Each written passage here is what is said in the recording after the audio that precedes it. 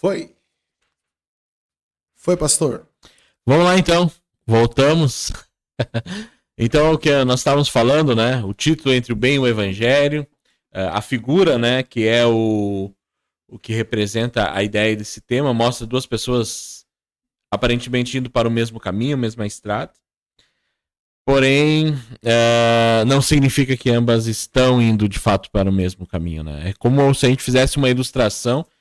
É como se a gente fosse, né, indo em direção a São Paulo, capital. Pegamos a 116 e estamos indo.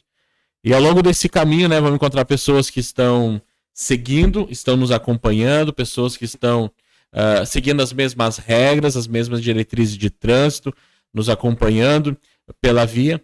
Mas não significa que todas essas pessoas vão para São Paulo. Algumas vão ficar antes, outras vão passar de São Paulo, né? Então é mais ou menos essa ideia essa reflexão que queremos trazer entre o bem e o evangelho.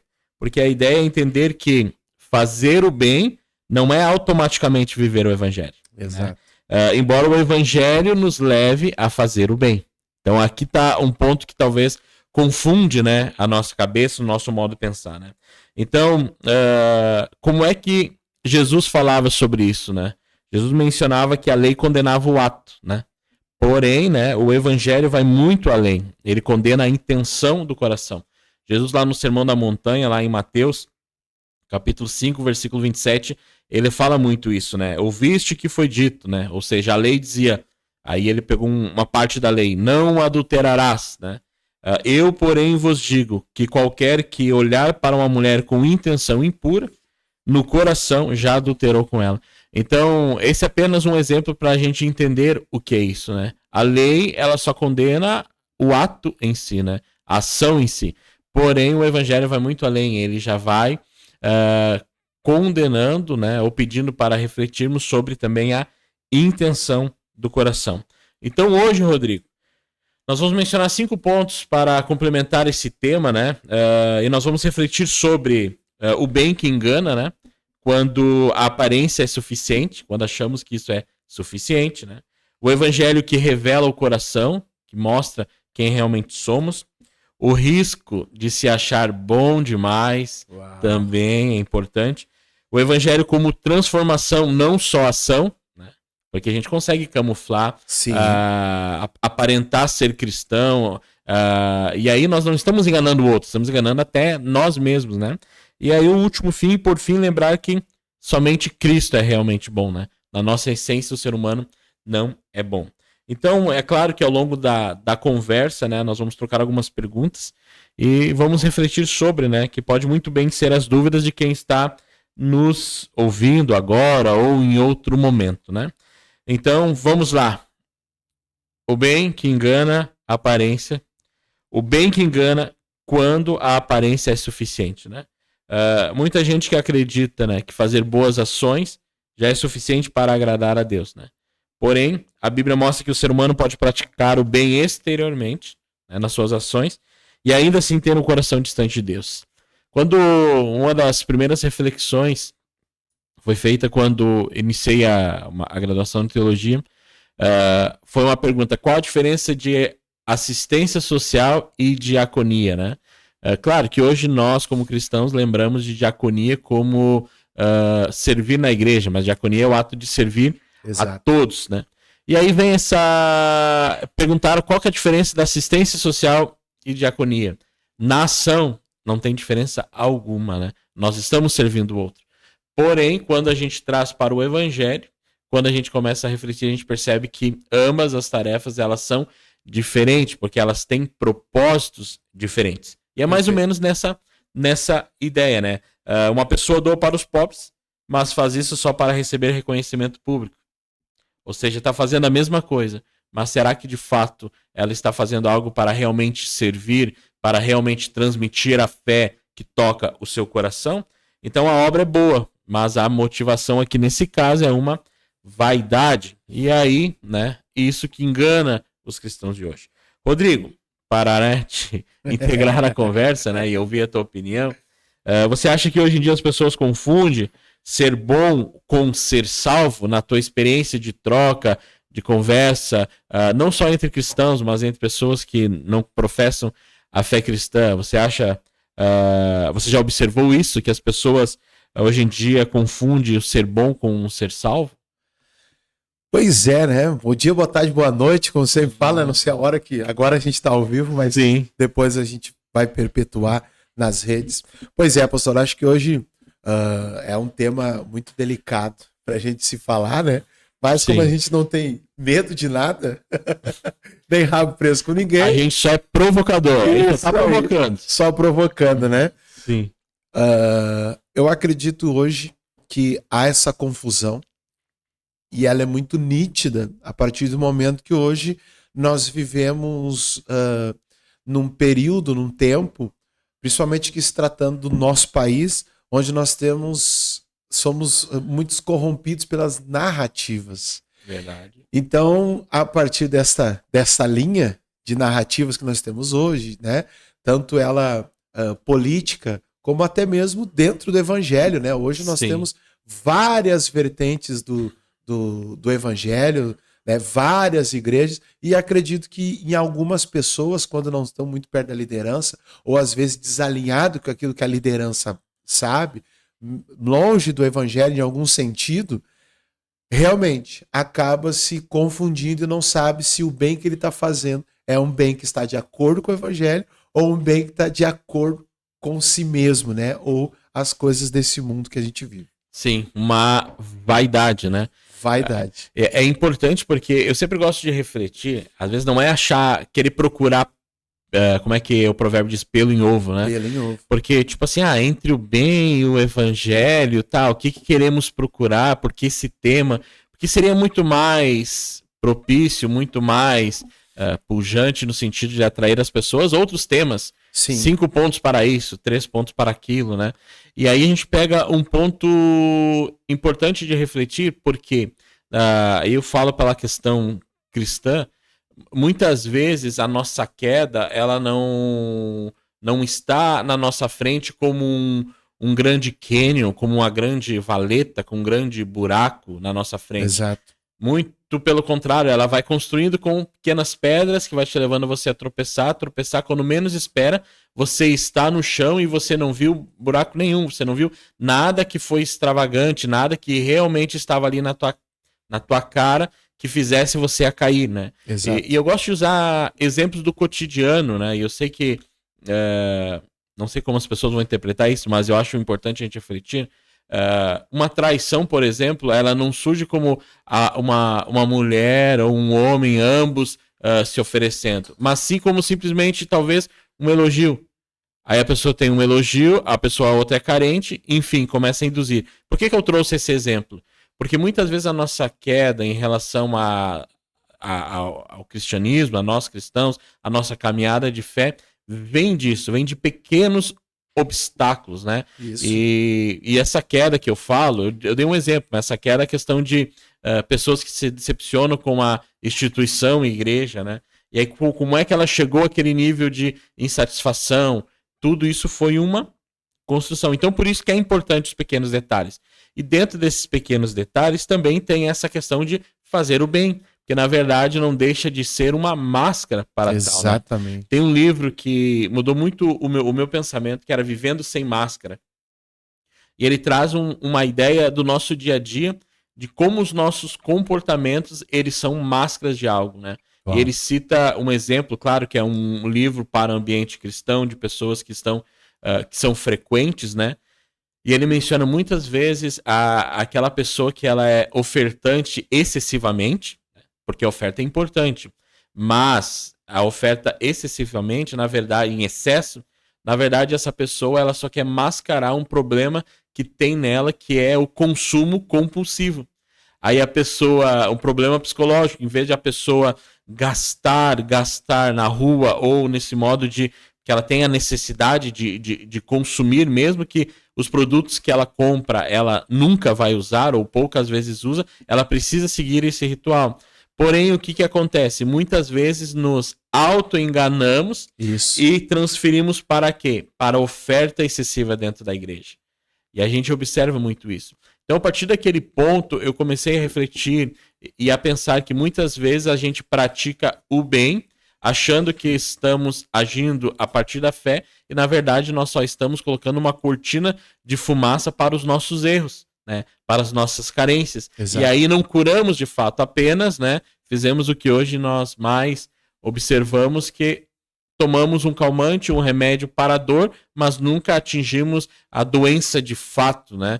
Para isso precisa de outros exames, mas hoje a gente vai lá, toma um remédio para a dor e vai para casa. Mas a pessoa talvez está com uma doença que aquele remédio só vai acalmar por um tempo determinado e depois a doença vai voltar. Muitas vezes essas nossas ações de fazer o bem, elas trazem essa ideia e esse efeito. Não, estamos fazendo bem, mas na verdade só está escondendo algo que realmente precisa ser curado, né? E aí a gente esconde através das ações. Então, por isso, quando a gente acha que a aparência é suficiente, nós estamos fazendo isso, né? Verdade. Então, é como eu disse, é uma pequena pedra que está nos levando à queda, que está nos levando à ruína, está nos levando a, enfim, às decepções que venha a acontecer com nós, né? Então, se a gente pudéssemos trazer um caminho para a correção, que eu acho importante, esse reflexo, né? Essa opção é fazer um autoexame sincero, né? Perguntar assim a si mesmo, tá? O que eu faço é para a glória de Deus ou para a minha própria imagem? O que eu faço é para glorificar a Deus através das minhas ações ou para alimentar o meu ego, né? Porque Jesus já sabia quando ele disse, há maior prazer em dar do que receber. Quando a gente doa, eu não sei, eu quando dou algo para alguém, ainda mais se essa pessoa ela é grata, aquilo transmite uma paz, transmite uma, sei lá, uma sensação muito boa, né? Sim. E muitas vezes essa sensação nós viciamos e na verdade não estamos fazendo mais aquilo para transmitir a glória de Deus. Mas simplesmente estamos fazendo por a vaidade, né? Verdade. Para, enfim, né? Por aparência mesmo, né? Então por isso que é importante dentro desse tema entre o bem, né, e o evangelho, refletir, né? Será que estamos fazendo o bem para para glorificar a Deus ou simplesmente fazendo bem para massagear o nosso ego, né, a nossa necessidade, ou mascarar também, né, os problemas que enfrentamos, né? Hoje a gente anda numa linha, hoje não, acho que há muitos anos, né, desde os primórdios, de andar nessa linha, né? Porque hoje, até quando eu tava vindo para cá, tava refletindo sobre o tema, que a gente corre bastante, Sim. Já sabia o tema, mas, nossa, a gente vai debater sobre um assunto que é tão importante, né, na vida da igreja e do cristão, porque nós temos uma linha, mais uma linha de raciocínio aqui pra gente gerar e provocar mais uma vez. Sim, somos provocadores. Nós andamos em uma linha onde nós temos muitas pessoas em condições, né, às vezes miseráveis ou não. Mas aonde que entra a minha servidão? Uma vez que quando eu estou disposto a servir, aonde que eu deposito? Como que é? Acho que começa na força motriz. O porquê eu estou ajudando, para que eu estou ajudando, para de fato, acho que fazer essa limpeza para saber, isso aqui é só para o meu ego. Acho que é muito inteligente pensar nisso. Sim. Já passei por diversas histórias e que a gente ouve, que a gente participa, para quando a gente sabe no final, depois que a gente estende a mão, a gente faz, porque tudo que nós fizemos, o resultado precisa ser só um, para glorificar ao Senhor. Sim. E a gente sabe que tem uma maneira de Deus trabalhar, que é nas pessoas, né? Então, ontem estava conversando com a minha esposa, dizendo para ela, olha que interessante isso. Toda aplicação que o Evangelho diz que eu tenho que fazer, né, sendo parecido com Cristo, como que eu aplico isso? É simples, é nas pessoas. Sim. Né? É nas pessoas. E aí é essa linha que eu acredito que nós temos que nos colocar no meio dela para entender como está a nossa imagem ali, para qual lado que eu estou pendendo. Uma vez que, se eu estou com um problema, eu tenho um escape. Né? Sim. Então eu tenho meu escape. Qual é o meu escape? A igreja. Aí eu faço bem, eu estendo a mão, mas aí a gente anda na linha da máscara e na linha do ego. Sim. Né? E acho que hoje a gente tem muito mais o alimento da máscara do que propriamente do ego, porque a gente vê assim, falando daquela igreja de bairro, das grandes igrejas, Sim. né? Então acho que tem essa separação também.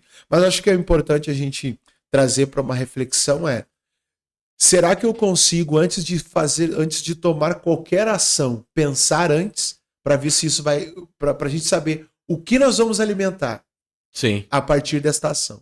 Acho que é uma boa linha de Sim, sim. Porque eu vejo muito assim, aí, perdão, a classe, né? Quando a gente faz algo para o nosso ego, a gente e trabalha isso, a gente é nada mais do que político. Exato. A gente quer mostrar que fez algo. Né? Exato. E como um cristão, ele vai para uma outra via, né? Vai. Eu quero mostrar através daquela pessoa, a pessoa, eu fui abençoado, eu recebi uma doação. Aquela pessoa, antes dela dizer muito obrigado a você, ela diz assim, obrigado Deus por me enviar alguém para me sustentar, ou me auxiliar, ou me ajudar nisso e naquilo. E aí, né, aí tu começa a compreender, ou seja, não, eu estou levando o nome de Deus primeiramente. Exato. Né? E aí, após isso, a pessoa te agradece, aqui entre aspas, como se você fosse um instrumento apenas, né? Exato. Só que é que nem aquela questão, muitas vezes, né, as pessoas agradecem a você e até esquece de agradecer a Deus. Mas aí, então, enfim, depende de pessoa para pessoa. Mas aquele que está fazendo a ação, né, ele quer transmitir o quê, né? O seu eu ou o próprio Deus? E aí, na necessidade do eu, acontece. E acontece muitas coisas. Por exemplo, existe cristãos que estão na política, e isso é importante sim, tem que estar. A igreja deve estar ativa em todas as esferas da comunidade em si, desde a questão operacional, da zeladoria do município, em todas as esferas, a igreja tem que estar lá representado, né? Porém, tem alguns que querem, na vida pública, ganhar os aplausos que não conseguiram ganhar na igreja. E, na verdade, nunca deveriam ganhar aplausos na igreja, né? Porque tudo que tu faz é para glorificar Deus, não é para glorificar o teu eu. Né? E aí, só que, infelizmente, existem pessoas carentes que procuram, né, na política esse aplauso, essa carência que eles não encontraram na sua vida de fé. E aí, por isso, exaltam muito mais o título público do que o seu título dentro da igreja. Eu não vou dizer que sou um diácono na igreja tal, porque é lá no bairro X, que tem apenas 20 frequentadores. Mas ele tem o prazer de dizer que eu sou isso e aquilo. Exato. Porque aquilo, né, traz aplauso. Já vou dar a ideia, o próximo tempo para a gente conversar. O cristão na política, né? Vocação ou chamado? É importante. Porque eu acho que se a gente... Como eu disse no início, né? Hoje tudo ela é construída a partir de uma narrativa. E na verdade sempre foi assim. A Bíblia é uma narrativa onde você acredita se ela é a verdade absoluta de Deus, se é a palavra de Deus ou não. Uma narrativa, né? Assim como a gente tem outras culturas, outros povos que também seguem as suas narrativas. O problema é quando a gente mistura essas narrativas, né, para fazer uma nova narrativa. E eu acredito que nesse âmbito político hoje, infelizmente ficou muito comum. Porque nós temos o quê? Nada mais, isso é minha opinião, nada mais que alguém cheio de ego, que enxerga uma necessidade e que vai trabalhar a necessidade, a ponto de nos fazer pensar da seguinte forma: eu sei por que ele está fazendo isso. Mas, se ajuda um ou dois, ok. Então, olha para onde nos leva uma ação egocêntrica achando que está fazendo o bem segundo o evangelho. Sim. E aí, pegando o mesmo ponto, e agora vai ser uma provocação bem importante. Até domingo eu trouxe na pregação. O cristão deveria influenciar a política, não a política influenciar o cristão. Daí talvez você fica perguntando assim, mas aonde acontece isso? Me explica, me dá um exemplo.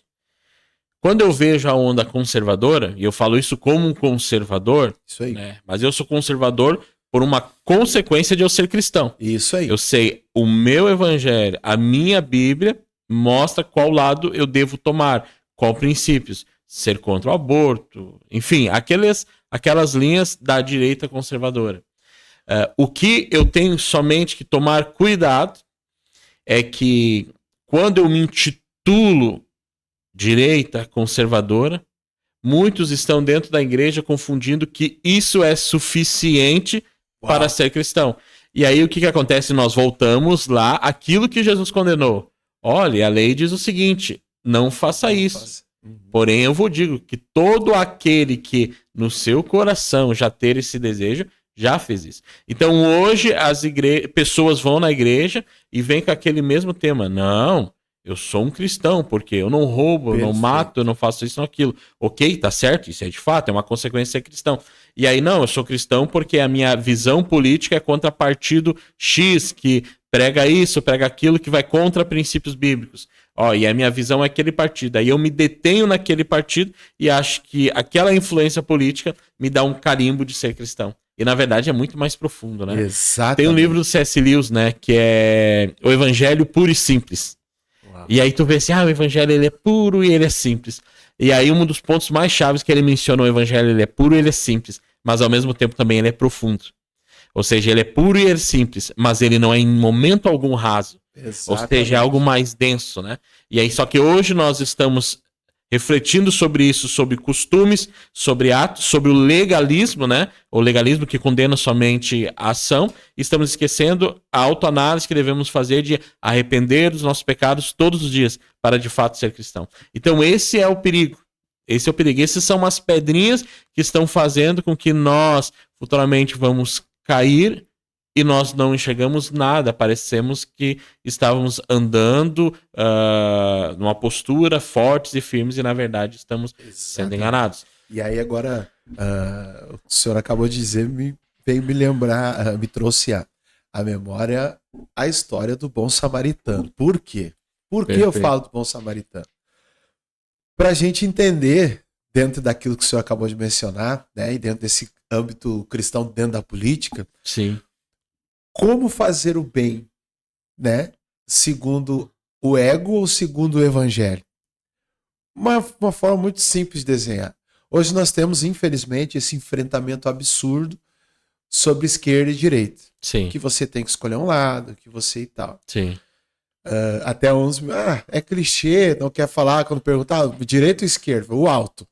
Tenho um condicionamento, como o senhor falou. Sim. Né? Eu acredito nisso, acredito naquilo, né? Tem aqui Sim. o evangelho como meu parâmetro de vida, é meu estilo de vida, é no que eu acredito. Então a gente vai naquele que é mais parecido com o que está escrito ali. Sim. Ponto. Mas a minha pergunta sempre é, numa construção de narrativas, algo simples e não muito complexo. Sim. Puro e simples, porém profundo. Sim. Se hoje eu sou um cara de extrema direita, eu já tenho um inimigo, pelo que você está falando. É o cara de esquerda para frente, até chegar ao extremo. Mas se esse cara precisa de uma mão? Sim. Se esse cara precisa de a salvação? Perfeito. Eu abro mão dos meus princípios políticos e narrativos? Essa é uma reflexão importante. Para poder aplicar reino de Deus na vida do esquerdista, do abortista, enfim. Do liberador de drogas. Entende? Do liberador de drogas. Sim. Quando que eu aplico o evangélico estando dentro deste lugar? Será que o bem que eu vou aplicar, qual a intenção, como nós estamos falando aqui desde o início dessa live, qual a intenção? Então a gente trouxe aqui um campo sem querer, porque aqui acontece assim, a gente vai falando. Vai indo. A gente vai aprofundando cada vez mais. Então eu acho que esse é o ponto de equilíbrio. Sim. Porque hoje nós temos a narrativa dentro da política. Nós temos alguém que é de esquerda, eu vou falar de dois extremos, extremo direito e extremo esquerdo. Entende? No meio deles tem um centro, e eu não estou falando de política. Eu estou falando de algo maior, do reino de Deus, Jesus Cristo. Entende? Então, se o cara que ele diz que é conservador e tal e tudo mais, na hora que esse cara que é extrema esquerda, que foi desenhado que tem nós somos inimigos, né? Sim. Narrativa diz, percebe? Nós somos inimigos. Foi isso que foi criado. Sim. Como na última eleição, é a luta do bem contra o mal. Isso. Entende? Sim. Mas na hora deu um conservador, liberal, cristão. Se eu tiver que estender a mão para o abortista, esquerdista, liberador de drogas, como que eu aplico? Será que eu consigo? Eu acho que é um dos maiores testes para provar, né, a questão da fé. Porque muitos vão dizer assim, não, mas é uma guerra, não, mas eu não tolero isso. Nós vimos assim, ó, uma das coisas que irritavam era, não essa eleição, na eleição passada, era quando acontecia e eu não tô defendendo criminoso nenhum, né? Com certeza. Mas sempre quando acontecia assim, ó, CPF cancelado, postado por cristãos, cada CPF tu ficava pensando assim, será que essa pessoa foi salva ou não? Uau. Será que essa pessoa aceitou Jesus? E deixa eu dar um exemplo muito, muito bíblico, né? Para quem é cristão de fato e lê a Bíblia, talvez já percebeu, né? Existia no início da igreja um dos maiores perseguidores da igreja. Um judeu, eu queria que o senhor falasse fariseu, né? Perseguia a igreja, mandava matar os cristãos. Há historiadores que afirmam que quando Estevão foi apedrejado, um dos mandantes foi Paulo, né? Um dos grandes perseguidores. Se fosse hoje, se Jesus fosse político, eu vou dizer, de extremo, independente do lado, vou dizer de extremo, em nenhum momento ele ia olhar para Paulo. Porém, como algo divino, ele foi lá e olhou para Paulo. E não simplesmente salvou a vida de Paulo, transformou a vida de Paulo. Ele simplesmente colocou Paulo como um dos maiores apóstolos, uma das pessoas que, em proporção, né, da sua época, porque a população há 2000 anos atrás era reduzida, né? Exato. Foi um dos maiores ganhadores de almas. Imagina. Foi um dos maiores precursores da igreja. Foi aquele que, quando escreveu lá a segunda carta de Paulo a Timóteo, na prisão, ele não se preocupou com a sentença que viria sobre ele de morte, como de fato aconteceu. Ele disse, olha, Timóteo, eu estou só, né? Mas, porém, eu me lembrei no julgamento e eu tive a chance ainda de falar de Cristo. Então, dos maiores perseguidores, se tornou um dos maiores divulgadores, né? E aí, quando eu penso nisso, eu olho para aquela pessoa que está coberta, eu vou dizer, por uma ignorância, por uma narrativa, e eu olho para ela como minha inimiga, ou olho para ela como uma alma, como alguém que está longe da verdade. E aí, esse é o ponto de reflexão. Como cristão, eu devo olhar para aquela pessoa como uma alma. Eu devo olhar para aquela pessoa que vai contra os meus princípios, que fere a minha fé, que é meu inimigo, né, que mata a minha fé. Mas eu tenho que olhar que ela também é uma alma, e a minha fé faz com que, antes de eu julgar a partir dos meus olhos humanos, eu tenho que julgar a partir da palavra que é a minha base de fé. E diz, não, é o seguinte, eu vou falar de Jesus para essa pessoa, né? Então esse é um ponto importante também de refletir, né? Eu ser cristão é ter nojo do PT. Não. Existem pessoas na esquerda, independente do partido, que são almas. Eu tenho que olhar elas como alma. Na discussão política, em momento de campanha, eu acredito, e na verdade é necessário, tu ter uma posição. Porque aqui ninguém é centrão aqui. Exatamente. Ninguém tá em cima do muro. Ninguém é a favor de tu ali no centro. Porque é por isso que a gente sabe hoje, né? Nós vemos um partido, que eu não vou dizer o nome, que era vice da gestão passada, hoje está nessa nova gestão. Exato. É a política, né? Eu vou usar, falando por mim, os seus equívocos, né? Exatamente. Mas faz parte do jogo. Agora, eu trazer esse jogo meio conturbado para a minha fé, ou que vem influenciar a minha fé, aí mostra que simplesmente eu estava olhando para a ação e não olhando para a intenção, né? Então, é importante essa reflexão, né? Acho que esse é o ápice aqui desse nosso bate-papo, porque hoje não tem como, né, a gente não falar dessa mistura de poderes absolutos. Sim. A igreja é um poder absoluto. Sim. E a política também é um poder absoluto, né? Sim. E eles precisam não andar juntos, mas cada um no seu lugar. Então hoje a gente tem esse problema muito grande, porque coisas... Em época de eleições, para mim é o período mais absurdo do ser humano, assim, porque nós chegamos a lugares, eu falo nós como ser humano, a lugares que eu nunca imaginei pisar, pensamentos que a gente nunca imaginou em pensar, porque às vezes é alguém que tu ama que ele tá contra aquilo que você acredita. E que tu tem respaldo pelo evangelho. Exato. Só que nós estamos falando de algo agora raso, que é política. Sim. Mas o evangelho é muito mais profundo. Se nós ficar nesse campo, nós estamos só na... Exato. Então, quando eu coloco aqui, porque hoje nós temos, acredito eu, a maior ruptura familiar dos últimos tempos, tratando do nosso país, sim, é a política. É a política. Não teve, porque antes ainda brincava e se dizia, né?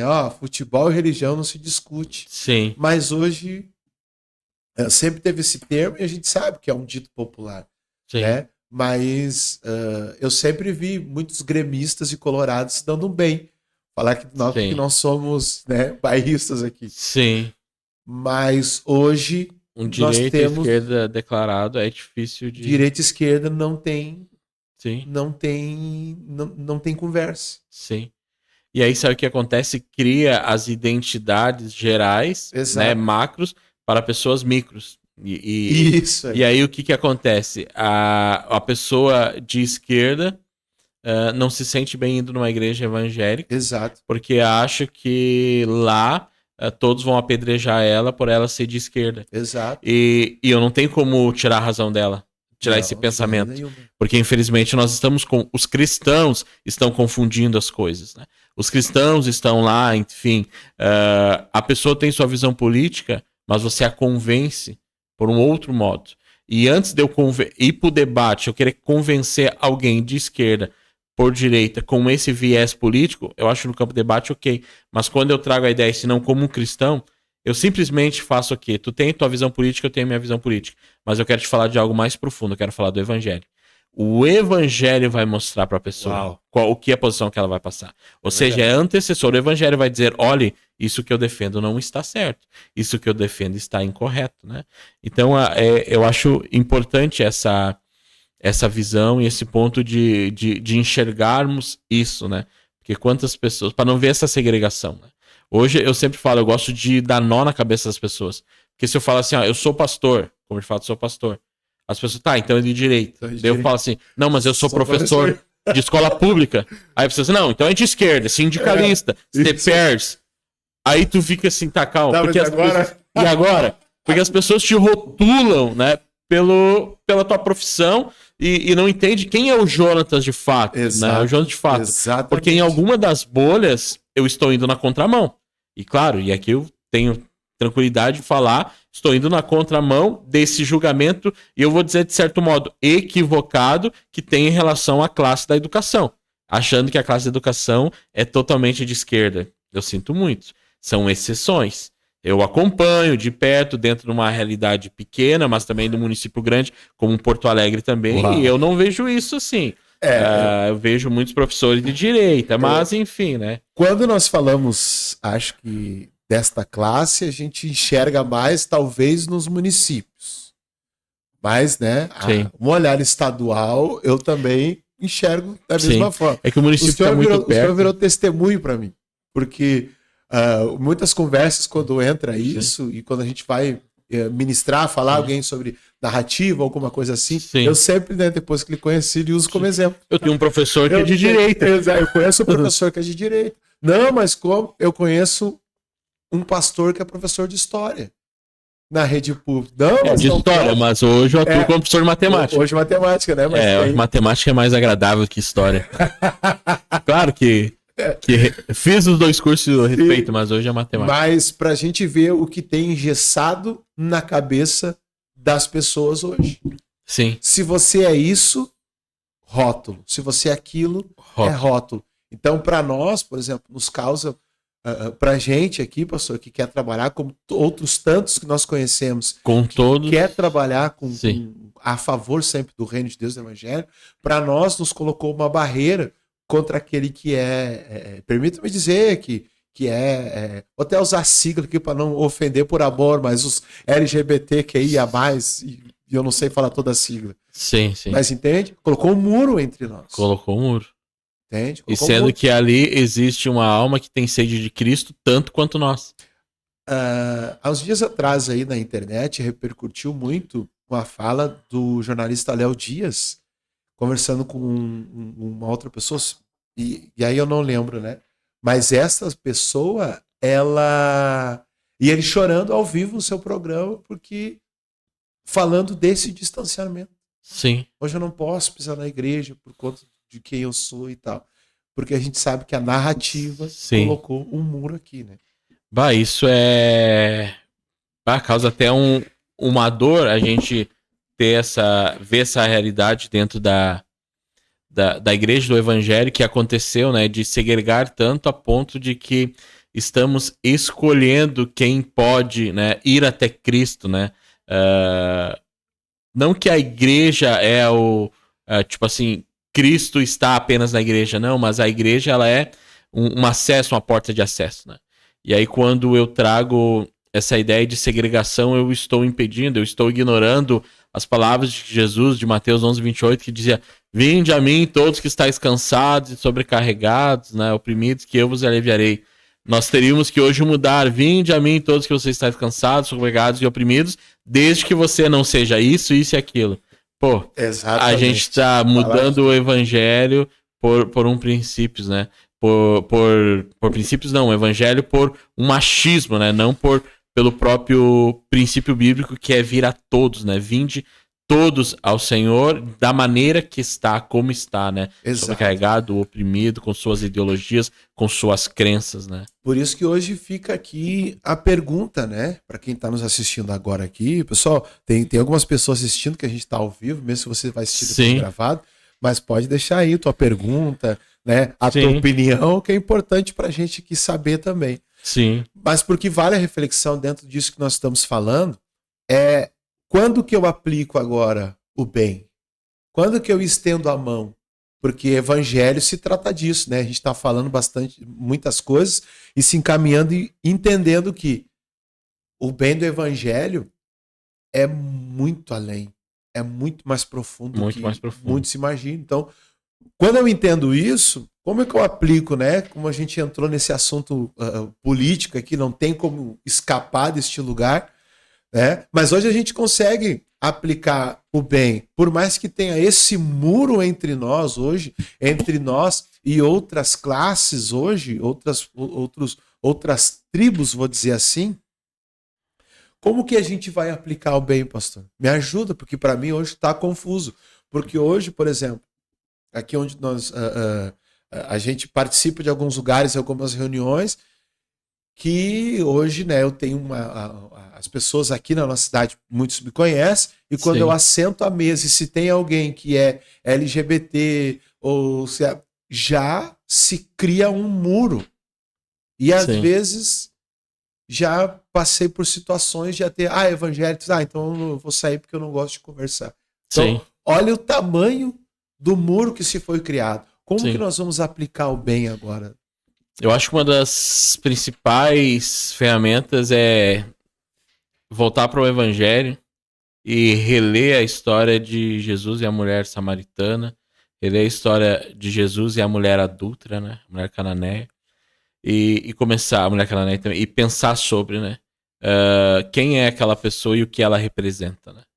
Hoje ela representa a todos. Né? O evangelho deve ser designado a todos. O que acontece é que é aquilo que eu falei, lideranças com o seu ego já inflados, lideranças de igrejas e até liderança nas igrejas com o seu ego inflados. Verdade. Aqueles aplausos já não estavam sendo mais suficientes. Foram para um outro meio que é a política. Novamente, vou voltar à política, porque a culpa disso é a política, não tem como nós fugirmos disso.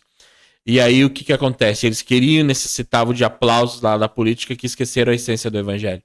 E aí impuseram para talvez ganhar votos e apoio da igreja essa ideia do bem versus o mal. Né? Exato. E a partir disso, então, surgiu esse muro involuntário, um muro que não é minha culpa, não é tua culpa, não é culpa de ninguém, mas de influências da igreja brasileira começaram a tomar essa posição. E aí o que acontece, né? Para destruir isso, para recomeçar, nós temos que voltar ao evangelho. Verdade. E começar a olhar cada político que é cristão. Amém, tu é cristão, glória a Deus por você estar aí. Mas vamos ver qual que é o teu discurso. se o teu discurso inflama uma divisão, o teu discurso não é prudente, teu discurso não mostra o fruto do espírito, longanimidade, domínio próprio, então nós temos que rever. Verdade. Então nós temos que pensar o que ele está inflando, né? Porque hoje a gente sabe que tudo tem um interesse. Tudo é um interesse. Pessoas defendem tal lei, mas qual? Defende isso e aquilo. Mas por quê? Porque vai entrar os seus amigos, os seus compadres políticos naquele jogo. E aí eu falo com essas pessoas. For um político não cristão, tá tudo certo. Mas tudo políticos bem. Cristãos, né?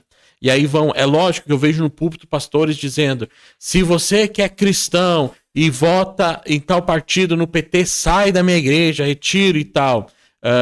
Tá, ok. Eu concordo que se você é convertido, se você é um cristão experiente, é difícil entender você votar ou você apoiar algo que vai contra os princípios da tua fé. Eu acho isso aí muito difícil, extremamente difícil até de compreender. Mas é aquele visitante.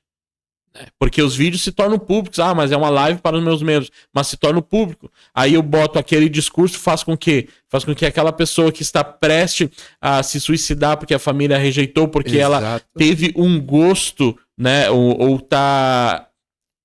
seja, agindo com comportamentos que ferem princípios, né? Como tipo... princípios daquela família, ela foi expulsa, ela não tem mais ninguém que fazer, e ela talvez só encontraria recurso numa igreja. Mas aí chega na igreja, a igreja também tem esse discurso, esse muro, essa pedra. E para onde essa pessoa vai?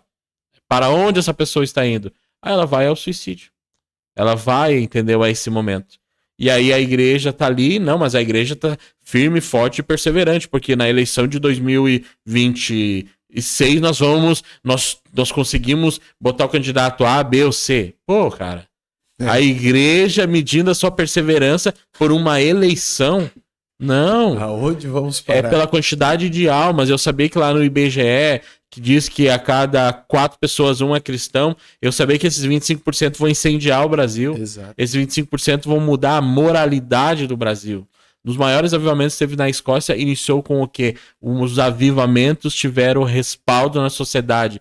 Homicídios diminuíram, criminalidade diminuiu.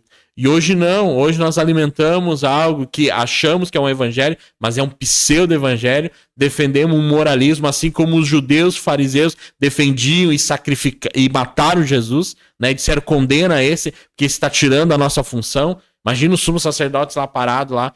Mas esse Jesus diz que o templo não vai ficar pedra sobre pedra, ou seja, a nossa função já não vai precisar mais. E aí, talvez por uma função de ego, não sei, mandaram crucifixo a esse também. Meu Deus. E aí tu começa a perceber, será que nós não estamos indo para o mesmo caminho? Estamos indo para um movimento farisaico, e aí estamos apedrejando aqueles que precisam, aqueles que Jesus acolheu, aquele que Jesus trouxe, entendeu? E eu não estou apoiando os erros. A pessoa precisa de arrependimento e transformação. De nenhuma forma. Porque as pessoas gostam de mudar pra ouvir as suas... Elas são emocionalmente fracas e elas gostam de ouvir mas isso e aquilo. Tá, então é pra abandonar isso. Aí, na ideia que é uma reflexão, já quer trazer ao extremo, né? Exatamente. Mas enfim, eu sei que talvez as pessoas que nos assistem são pessoas maduras e elas vão compreender que na verdade isso é só uma reflexão. Exato. E voltar ao evangelho pra gente de fato, né? Seguir isso e atingir essas pessoas que precisam de Cristo, né? Todas elas. Eu sempre tenho muitas... Não são dúvidas.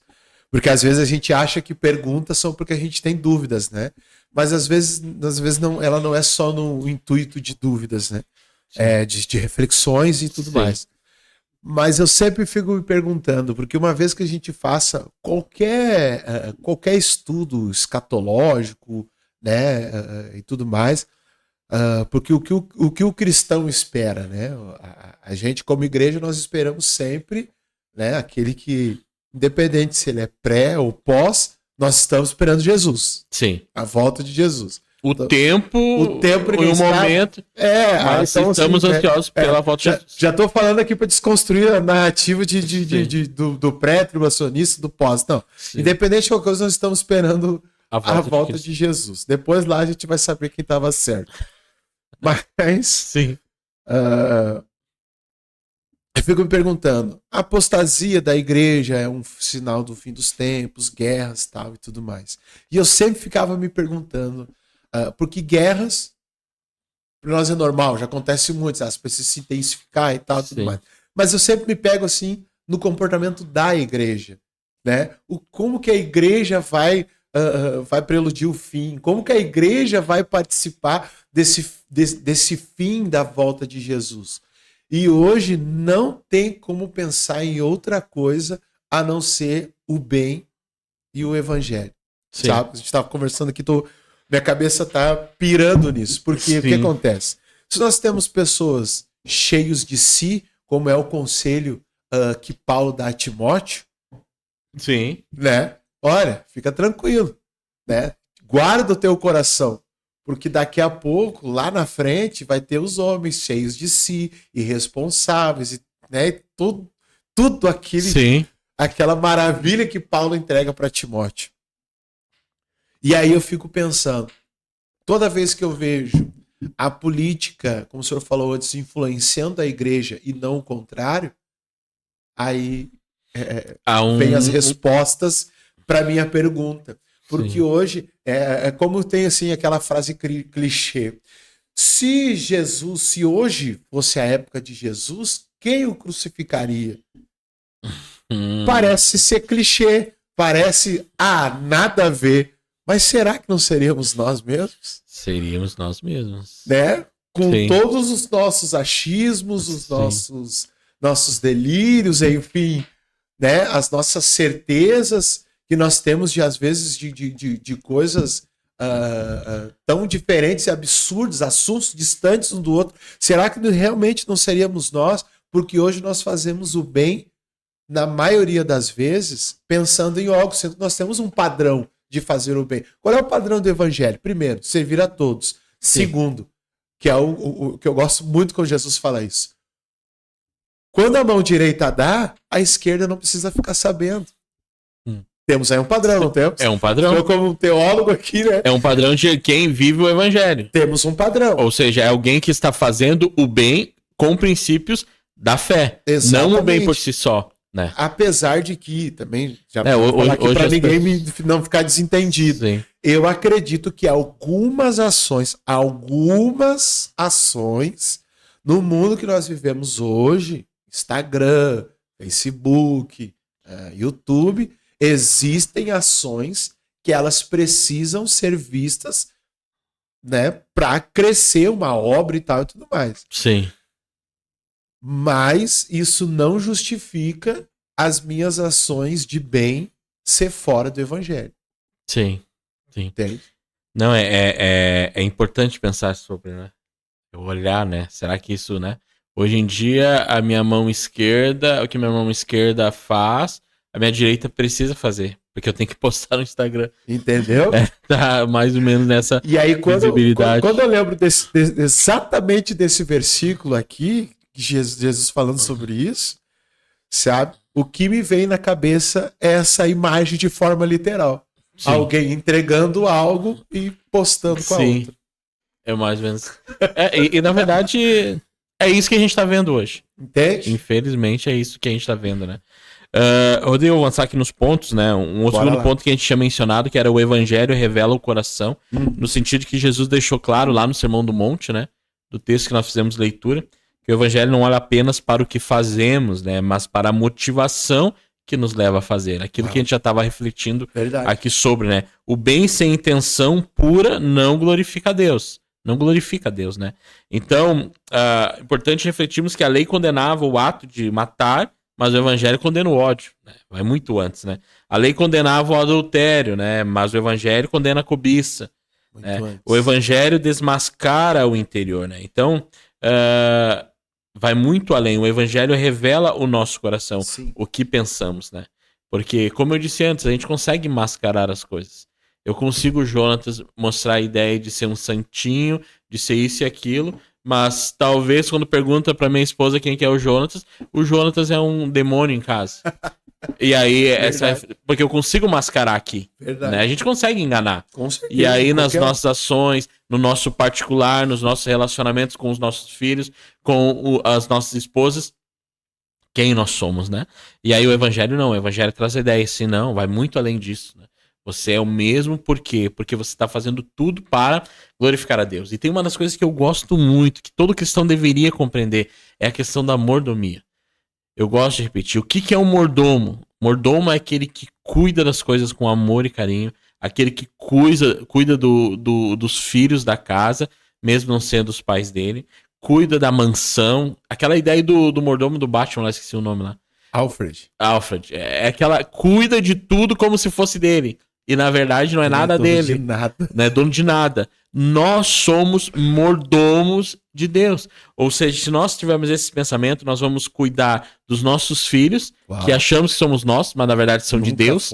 Nós só temos ganhando o privilégio, né, de ser pais deles, das nossas esposas, nossa casa, do nosso trabalho, né? A chance de se acordar cedo e ter um trabalho, de fazer um trabalho fenomenal, de ajudar nossos clientes, não como uma forma apenas de que aquilo é para mim, não, aquilo eu estou fazendo, eu estou cuidando de algo que Deus me deu, que é o trabalho, então eu devo desenvolver com maestria. E aí essa é a intenção de fato do evangelho, eu olhar para todas as minhas ações como alguém que estou executando e mostrando que sou um bom mordomo. Exato. E aí quando a gente vira essa chave e entra na nossa cabeça, você vai estar trabalhando lá na tua fábrica, vai estar lá prensando peça, pensando, nossa, peça não é para alimentar apenas a empresa, para enriquecer A ou B e eu mantendo o meu salário. Isso aqui, além de eu ganhar meu salário, foi a chance que Deus deu de eu honrar a minha família, levando sustento para sua casa. Porque aí eu estou mostrando que eu sou um bom mordomo.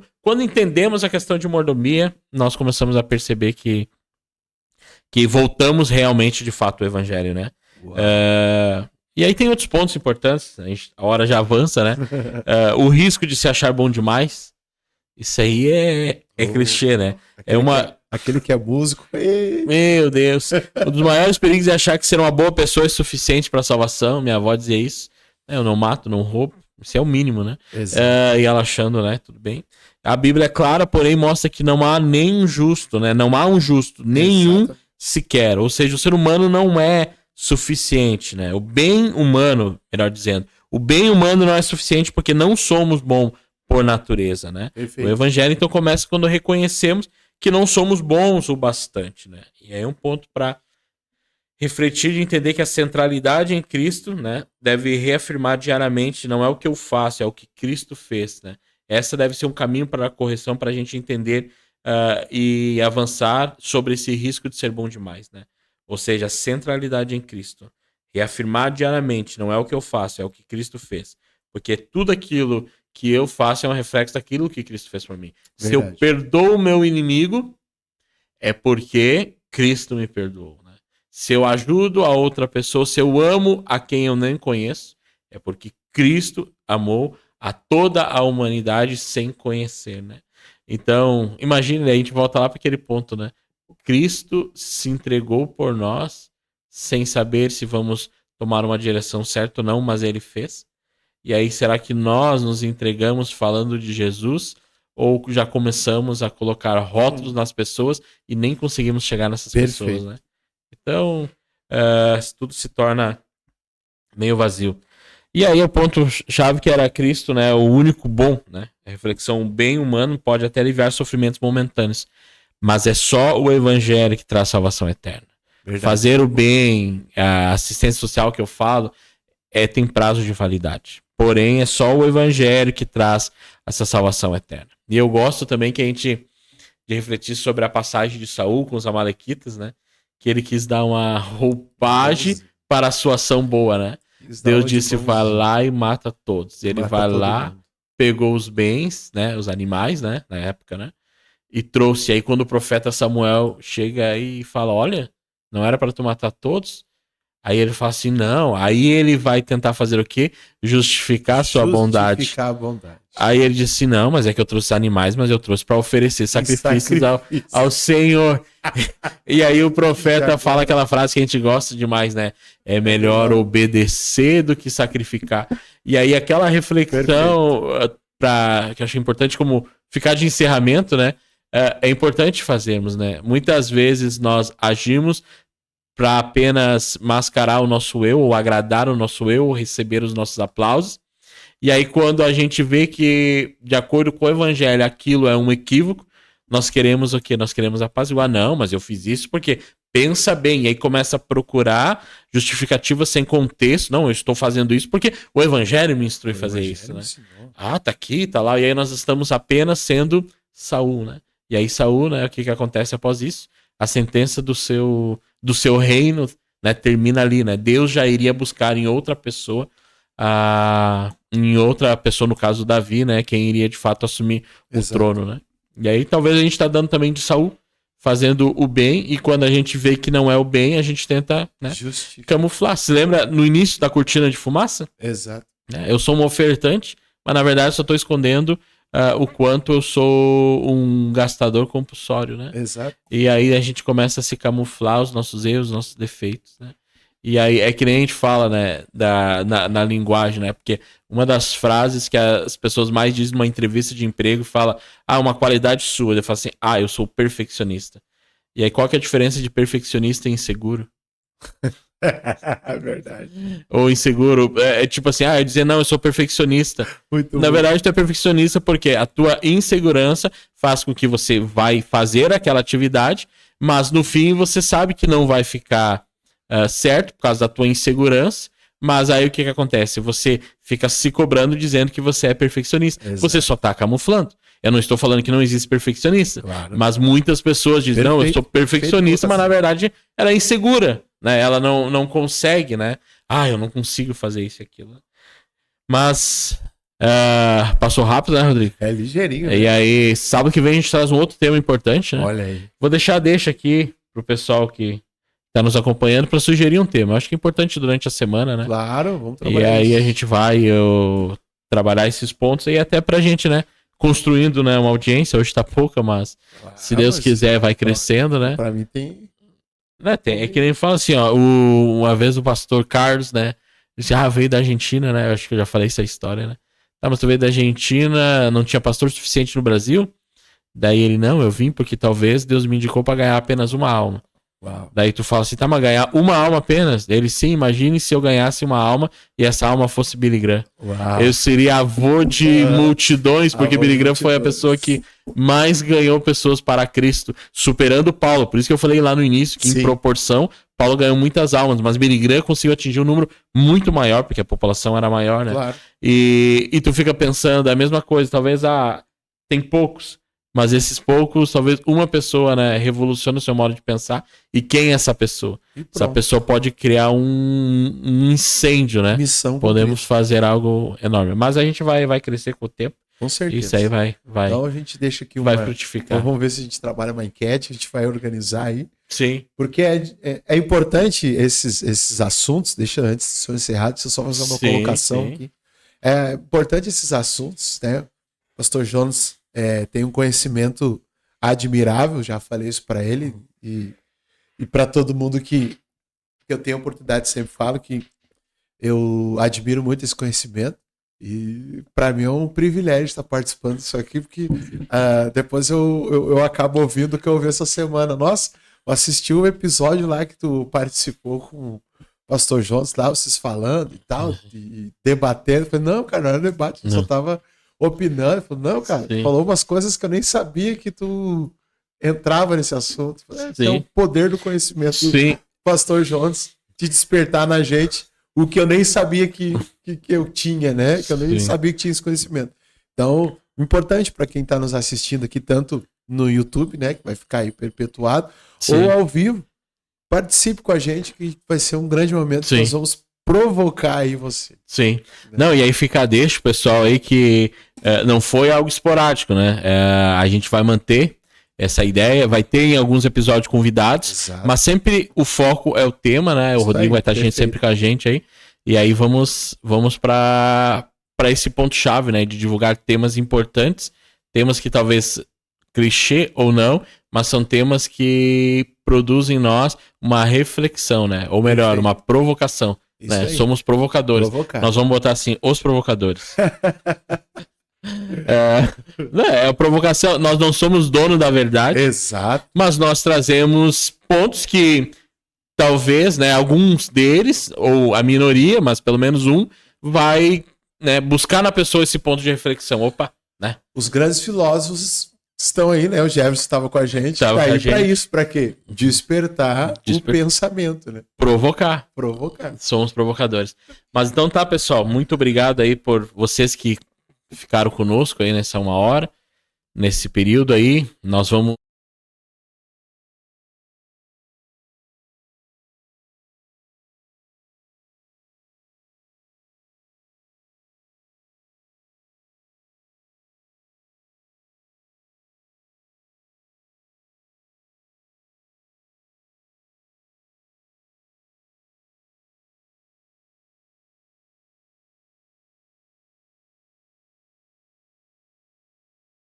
Oportunidade e até a próxima semana. O lado bom, né, que agora tu conhece o Rodrigo, não o apresentador, né, apenas, né, é verdade. Trazer suas ideias, né, sempre quando a gente se relaciona com os convidados, a gente sempre traz o ponto de só convidado, tá, mas quem que é o Rodrigo, né? Exatamente. E aí, essa cortina de fumaça do apresentador Rodrigo vai cair para agora mostrar quem que é o cristão Rodrigo, né? Não sei se vai ser algo bom ou ruim. Pois é, eu ia te perguntar, tô me saindo bem? Não, saindo bem não. Como é que as pessoas vão te julgar agora? Será que alguns convidados vão deixar de participar? É possível. Não, eu acho que não. Vai aumentar. Vários convidados vão vir. Tá bom? Um abraço aí então. Valeu, até mais.